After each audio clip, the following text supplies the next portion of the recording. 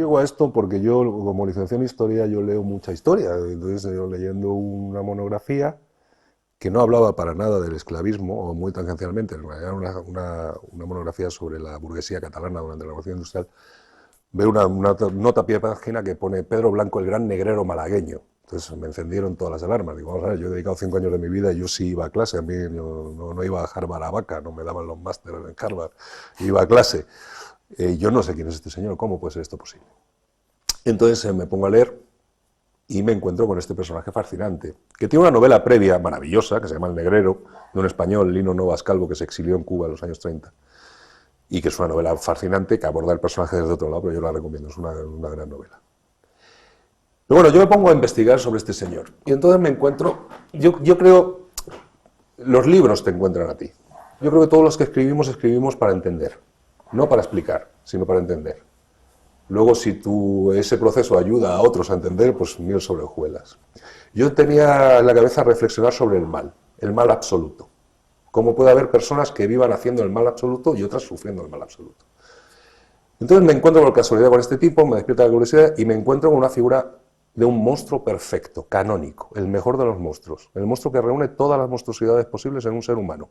Señor de Málaga, del Perchel. Y digo... Y ese monstruo además se proyecta contra un forillo que es perfecto, que es el mundo de la esclavitud, de la trata de esclavos. Digo, bueno, si quiero hablar sobre el mal, no hay nada más malvado, ni más perverso, ni más desigual que la relación que hay entre un amo y un esclavo. Me pongo a investigar.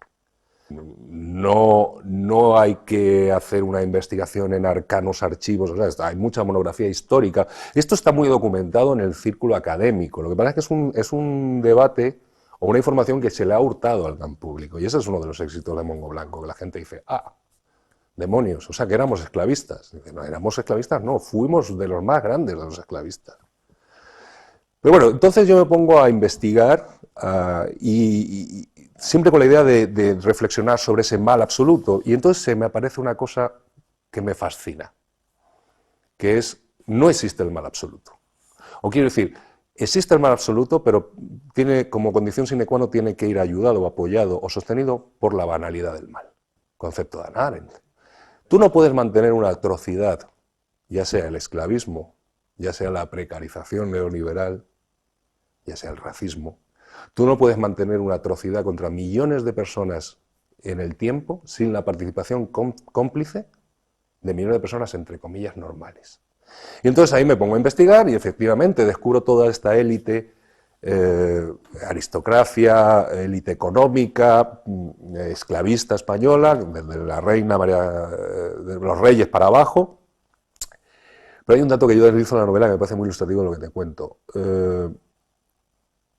Las expediciones negreras se financiaban por venta de participaciones. Mandar un barco a África a por negros tenía un coste. Esos negros había que se compraban normalmente con mercancías, pagando mercancías. Era muy raro el pago en efectivo. Esas mercancías eran mercancías que se compraban al por mayor en Cuba o en Europa y que solían ser además lo que los negreros llamaban la Santa Trinidad, que era ron, pólvora y mosquetes, claro, lo necesario para mantener todo ese hinterland en una guerra permanente, porque la guerra era la fuente real de esclavos. Y había que contratar una marinería para ese barco, había que equiparlo, bastimentos, etc. Bueno, mandar un barco tenía un coste. ¿Cómo se sufragaba? Vendiendo participaciones. Por supuesto, había grandes negreros, grandes esclavistas, que ellos solos sufragaban una expedición. Pero está documentado, porque la trata de esclavos está muy documentada, porque fue legal durante muchísimo tiempo, que el 50% de esas expediciones se sufragaban con venta de participaciones al pueblo, al común. O sea, si tú y yo viviéramos en La Habana en 1827, seguramente seríamos esclavistas. De una manera u otra. Poseyendo esclavos directamente o participando de cualquier actividad económica, porque cualquier actividad económica se hacía a través de los esclavos. Entonces, ¿qué pasa con la esclavitud? Que la esclavitud era el gran negocio de la época. No había nada más rentable que la trata de esclavos. Entonces, ahí entra el concepto de la banalidad del mal. Si tú eras un tipo que tenía una tienda de abarrotes o una costurera que te habían funcionado bien los encargos o un tabernero que habías ahorrado tus pesitos, decías, ¿dónde pongo yo mi dinero que me dé más retorno? Pues en comprar negros. Con mis ahorritos puedo comprar 2, porque los negros eran caros. Puedo comprar 2. Uno lo vendo, recupero y gano, y otro que trabaje para mí, con lo cual La Habana se convirtió, Cuba, las Antillas españolas se convirtió en una especie de Atenas, en las cuales la gente se dedicaba pues, a la vida política, a la vida social, porque realmente no trabajaba nadie, nadie que no fuera un esclavo. Y eso tiñó todas las relaciones sociales, no solo en las Antillas, sino también en España. El kit de la cuestión es, como te he dicho, que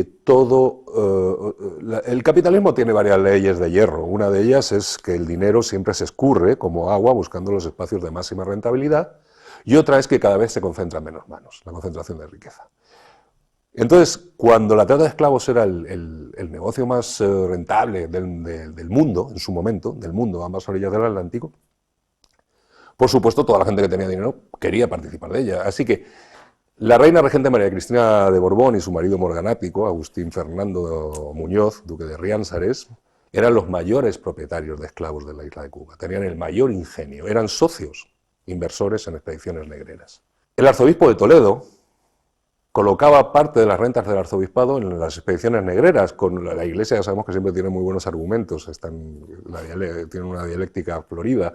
Entonces el tipo decía que, bueno, por mal que vivieran como esclavos en Cuba, estarían bautizados, y eso siempre sería mejor que vivieran libres pero paganos en sus junglas. Pero debajo de esta gente estaban todas las diputaciones provinciales, pero además la de Alicante, la de, no sé, la que se te pueda ocurrir, del interior, sin puerto de mar, sin ningún vínculo con el comercio marítimo o con la trata de esclavos, ponían su dinero en esto. El volumen y la riqueza que generaba la trata de esclavos es tan grande que está en la acumulación originaria de capital de todas las industrializaciones españolas y del gran urbanismo del XIX español. El Eixample de Barcelona no es más que la inversión en bienes e inmuebles de la riqueza de los negreros cubanos. En la calle Goya todavía está el Palacio del Marqués de Argudín, que se puede visitar. Eso está hecho con dinero de la trata cubana. Este Argudín era un gran negrero. Antonio López y López, Marqués de Comillas, Palacio de Comillas, era un negrero furibundo. Y no solo un negrero furibundo, sino que además era el anfitrión habitual en sus vacaciones del rey Alfonso XII, que también, por supuesto, participaba de todos estos asuntos. Eusebi Güell, el Palacio Güell de Barcelona, el mecenas de Gaudí, era hijo de Joan Güell. Joan Güell fue uno de los más grandes negreros de Cataluña. Entonces, la banca Pastor la crea Manuel Pastor, que era un negrero cubano. Multitud de bancos, la Bolsa de Barcelona se crea por los negreros catalanes de Cuba para escapar del control de la Bolsa de Madrid. Entonces, a nosotros nos han contado el cuentito de que los negreros siempre eran otros, que los negreros eran los holandeses, los ingleses, por supuesto, que fueron grandes negreros, claro que lo fueron. Pero la participación española en la trata de esclavos es, yo creo, especialmente sangrante, porque además los españoles, el periodo de oro de la trata española, que es la primera mitad del siglo XIX, y es el periodo de Pedro Blanco, es justo cuando la trata se convierte en ilegal para el resto del planeta. En España, por presiones de los británicos, el gobierno de Espartero, el gobierno de Fernando VII primero, abolió en 1837 la esclavitud y la trata de esclavos en la península, pero la mantuvo en las Antillas, en Cuba hasta 1886. España es el último país europeo y penúltimo del mundo en abolir la esclavitud, por intereses que van desde la corona a todas las élites económicas, todas eran partícipes de este gran negocio. Así que mientras en España se había abolido 50 años antes, se mantenía en Cuba y en Puerto Rico, porque también, por ejemplo, los negreros cubanos eran los grandes financieros de la corona. En la época de Pedro Blanco, los grandes financieros del ejército isabelino contra las carlistadas. Entonces, a nosotros nos han contado que siempre eran los otros los negreros. Evidentemente, esto se puede explicar de una manera muy sencilla. Yo no pude estudiar la guerra civil o el franquismo hasta que llegué a la universidad. Las grandes riquezas de este país tienen su origen para mí en dos cataclismos históricos y morales. Uno es no el colonialismo, sino el esclavismo del XIX, y otro es el franquismo. Casualmente son dos cosas que nunca estudiábamos. Yo en el bachillerato me cansé de estudiar a Amadeo de Saboya, que era un señor que era un coñazo de estudiar a Amadeo de Saboya, pero yo sabía mucho de Amadeo de Saboya, pero yo cuando decía, oiga, pero esto de la guerra civil, esto sería como para echarle un ojo, ¿no? Debe ser una cosa medio... No, pero no hay tiempo. Bueno, tuve que llegar a la universidad para que me contaran cosas de la guerra civil, para acceder a bibliografía de la guerra civil. Pues con esto pasa lo mismo, simplificando un poco, las élites deciden los gobiernos tradicionalmente, o así lo han hecho en este país durante siglos, y los gobiernos deciden los planes de estudio. Así que aquí se estudiaba lo que querías. Y claro, cuando tú tiras de la nómina de negreros, pues aparte de los Borbón, te salen los Goytisolo, los Vidal Cuadra, los Mas, el tatarabuelo de Artur Mas colgó el timón del barco negrero de su abuelo en su despacho. Pues debería estar orgulloso del barco de Joan el Pigat, el Pecoso Mas, negrero de Torre de Embarra. Bueno, pues luego nombres que están en el IBEX 35 y en el Congreso de Diputados, que están directamente descendientes de élites negreras cubanas. Hay una cosa, al hilo de esto, el otro día leía un artículo que explicaba que habían hecho un estudio en Italia, en Florencia, que documentaba que los 600 apellidos que detentaban el poder en 1450 son los 600 apellidos de las familias más ricas hoy en día en Florencia. Y de repente había uno que enlazaba con otro artículo que decía, bueno, eso no es nada. Si te vas a Inglaterra, los 1200 apellidos normandos, estamos hablando del año 1016, la invasión normanda, siguen siendo los tipos más ricos de Inglaterra. Bueno, esa pervivencia de las élites es la que explica que nosotros se nos haya hurtado un debate público sobre la esclavitud. A mí con este libro me ha pasado una cosa muy curiosa. Esta edición de Plaza tiene ya casi 2 años. Entonces yo saco este libro, maravilloso, funciona muy bien en España, porque entre otras cosas yo hago un gran tour y lo presento en muchos sitios y le explico a la gente, les digo, yo empezaba siempre mis presentaciones, les hacía una pregunta, digo, si yo os digo esclavitud, ¿en qué pensáis? Pues el 90% de la gente, pues Punta Quinte, el algodón, Luisiana. Entonces, cuando tú les explicas que al mismo tiempo y del mismo tamaño, igualmente dotados de esclavos, igualmente cruelmente tratados que esas plantaciones que todos tenemos en la cabeza por Hollywood, eran los cañaverales, los ingenieros de azúcar de Cuba y Puerto Rico, y esos eran todos de negreros y esclavistas españoles, todo el mundo le echaba las manos a la cabeza. También hay que entender que el momento este de oro de la trata, que yo retrato en mi novela, de la trata española, insisto, es el momento en que se convierte ilegal, y como cuando conviertes en algo ilegal pasa un proceso muy curioso. La mercancía, en este caso los seres humanos, en origen se abarata mucho, pero es muy cara en destino. No sé, que tú podías comprar un ser humano por $20 en mercancías al por mayor, insisto, en África, pero si lo ponías en el muelle de la Caballería de La Habana o las bóvedas de Cartagena de India o en Luisiana, costaba entre $380 y $450. Son rentabilidades muy parecidas al mundo de la droga. Me contacta Fondo de Cultura Económica, me ofrece publicarlo en Latinoamérica, y yo digo sí, y me mandan su edición. Y yo la reviso. Y mientras la reviso, resulta que está sucediendo todo el asunto del Black Lives Matter. Y entonces el libro no solo descubro gratamente que me sigue gustando mucho, me parece una magnífica novela en muchos aspectos, sino que de repente digo, claro, pero si es que esto va de esto. Esto estamos hablando... O sea, esta novela te va a dar las claves del origen del racismo. No existe el racismo biológico, nadie es biológicamente racista. El racismo es un constructo.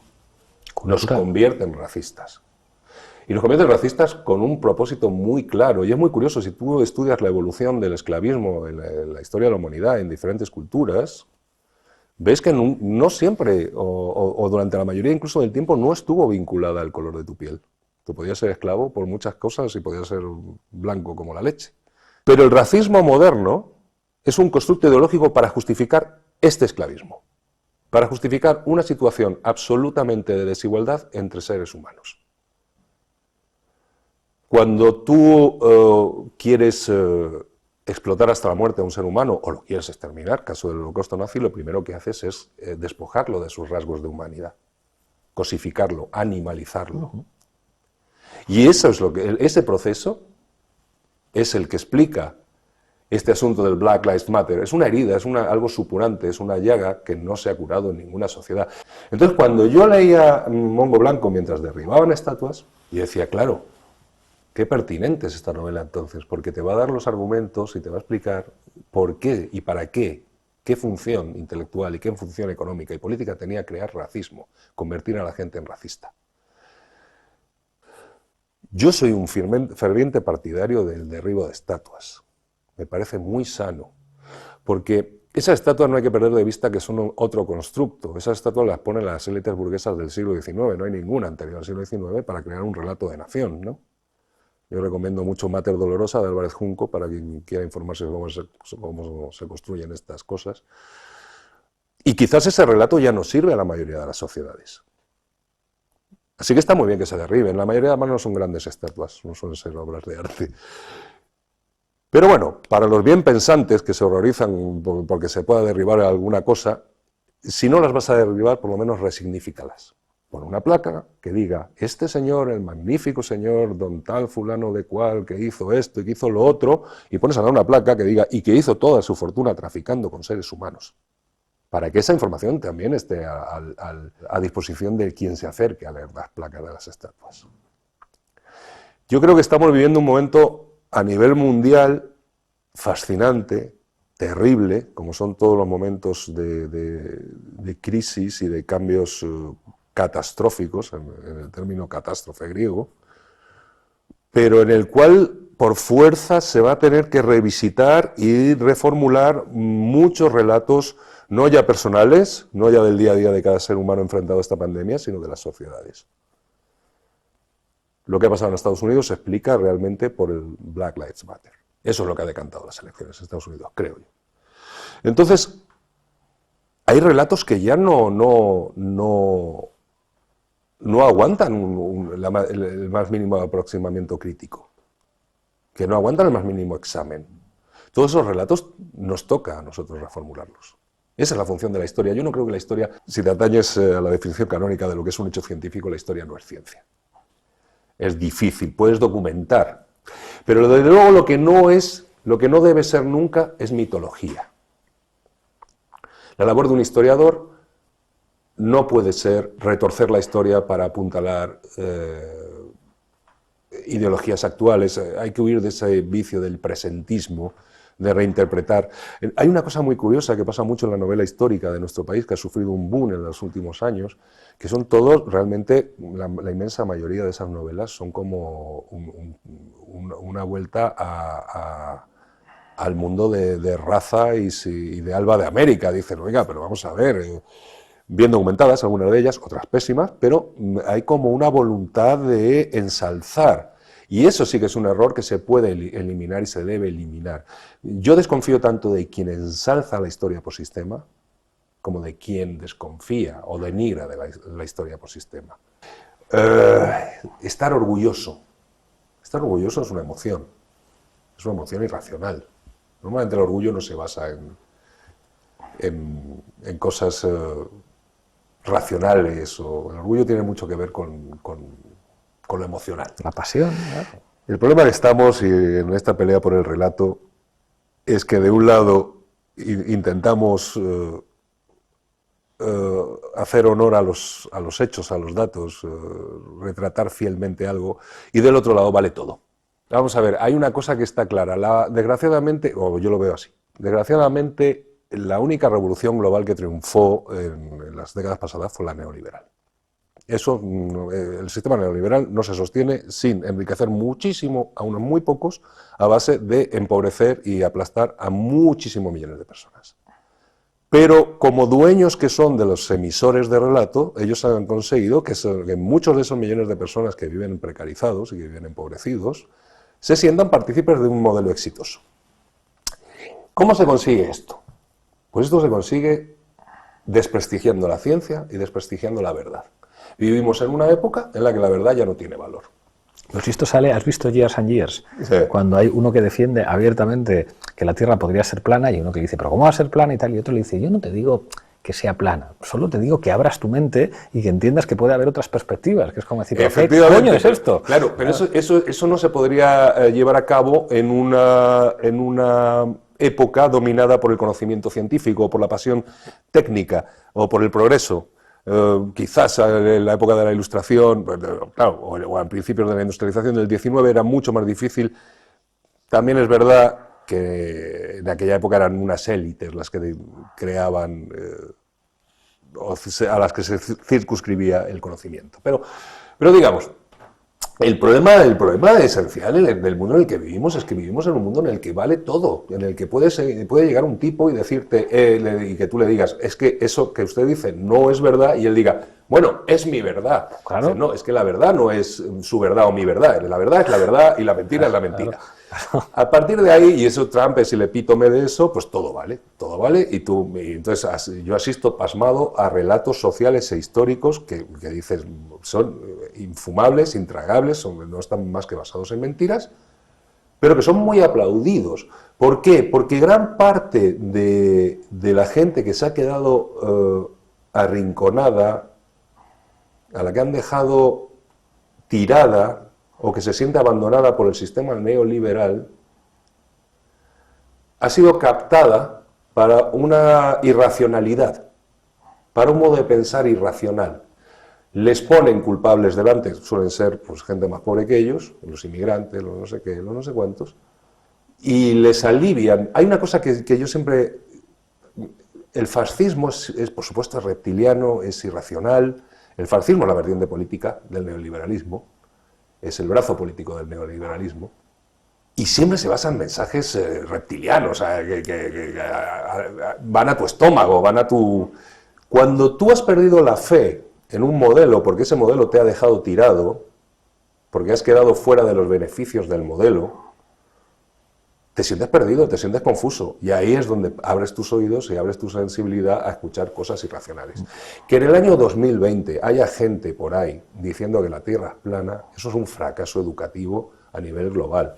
Que haya gente diciendo que nos meten los chis, pues calan, esos mensajes calan, y eso cala porque hay millones y millones y millones de personas que están asustadas y confusas. Pero esos mensajes, que son los más fácilmente ridiculizables, es decir, cualquiera puede ridiculizar a Miguel Bosé, ya, pero que es que ponte un telediario en el que te hagan una escaleta, que te digan el problema de la ocupación es el gran problema de la vivienda en España, y después de esto los menas que violan a mujeres españolas.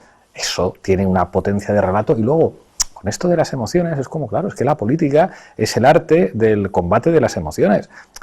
Los que participan en un ejemplo mítico, en el asalto del Palacio de Invierno, no están pensando en el materialismo dialéctico. No, es decir, claro, hay una emoción. Entonces, ahí, si los instrumentos para combatir a los que no tienen ningún tipo de escrúpulos, porque nosotros al menos, es decir, aunque asumas que la emoción es un ingrediente del éxito político imprescindible, joder, tratas de que lo que dices sea verdad. Es decir, no se puede mentir aunque se trate de emocionar, pero cuando tienes enfrente a adversarios que viven cínica, como no creen además en absolutamente nada, entienden que la mentira es un instrumento político tan legítimo como cualquier otro. Entonces es muy difícil. Es muy difícil, y es una dialéctica que está presente en la historia desde el maniqueísmo, desde Aura Mazda hasta ahora. Siempre va a haber una lucha entre la luz y la tiniebla, entre la verdad y la mentira.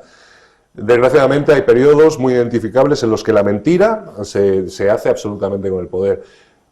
¿Cómo se erosiona esto? Pues yo creo que esto se erosiona, o cómo se devuelve preeminencia a la verdad, pues solo desde la educación y desde la cultura, y desde medidas prácticas que realmente afecten para bien a la gente. Que desmonten lo visceral, lo reptiliano, lo violento de estas mentiras, y que dote a la gente de herramientas de supervivencia. Cuando tú no te sientes con el agua al cuello, eres menos permeable a un discurso de odio. Completamente. Pero es una lucha eterna. Tú sabes, yo soy muy fan de estas grandes frases de la historia, porque para cada una existe otra contraria que es igualmente brillante. Entonces, para esa de quien no conoce su historia está condenado a repetirla, que la atribuyen a 40 o 60 personas distintas, hay una de Hegel, que es muy identificada, que es de Hegel, que a mí me fascina, que dice, lo único que nos enseña la historia es que nunca aprendemos nada de la historia. Bueno, pues en eso estamos, y esa es la dialéctica permanente del mundo en el que vivimos, y esa es la lucha en la que no debemos cesar, cada uno con las herramientas y con las armas que tengamos.